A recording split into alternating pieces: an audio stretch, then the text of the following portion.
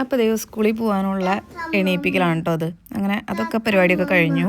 ഇന്ന് വിഷു ആണ്. അപ്പോൾ ദേ കണിയൊക്കെ കാട്ടിക്കഴിഞ്ഞിട്ട് ദൈവം സ്കൂളിലേക്ക് റെഡിയാക്കി നിർത്തിയിരിക്കുക കേട്ടോ.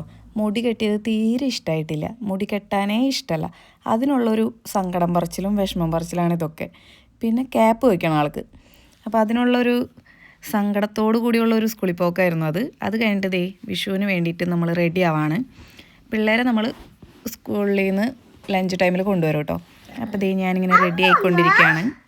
അങ്ങനെ ദേ ഒരു ട്രാൻസിഷൻ റീൽ ഞാൻ ചെയ്തിട്ടുണ്ട്. അതേപോലെ തന്നെ ദേ റെഡി ആയി കഴിഞ്ഞു. നല്ലൊരു ദിവസമായിരുന്നു കേട്ടോ. ഞാൻ ഈ റെഡി ആയത് ഫുള്ള് ഇപ്പോൾ ഈ മാല ഇടണോ അല്ലെങ്കിൽ ഹെയർ ഇത് മതിയോ ലിപ്സ്റ്റിക് ഇത് മതിയോ എന്നൊക്കെ ഞാൻ എൻ്റെ അനിയത്തിനോട് വീഡിയോ കോളിൽ സംസാരിച്ച് അനിയനോടും അനിയത്തിനോടും മേമയൊക്കെ ഉണ്ടായിരുന്നു സംസാരിച്ചുകൊണ്ടാട്ടോ ഞാൻ ഫുൾ റെഡി ആയിരുന്നത്.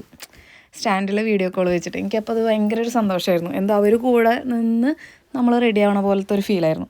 അത് കഴിഞ്ഞ് നമ്മളെല്ലാവരും വിഷു കൂടിയതും ഫ്രണ്ട്സും ഫാമിലിയും ആയിട്ടാണ്. അപ്പോൾ ആ ദിവസം മൊത്തം ഞാൻ എന്താ പറയുക, ഇപ്പോൾ നാട്ടിലാണ് ഫാമിലി എങ്കിലും എല്ലാവരും കൂടി മിങ്കിൾ ചെയ്തൊരു നല്ല ഒരു വിഷു ആയിരുന്നു എനിക്ക്. അപ്പോൾ അത്രയേ ഉള്ളൂ.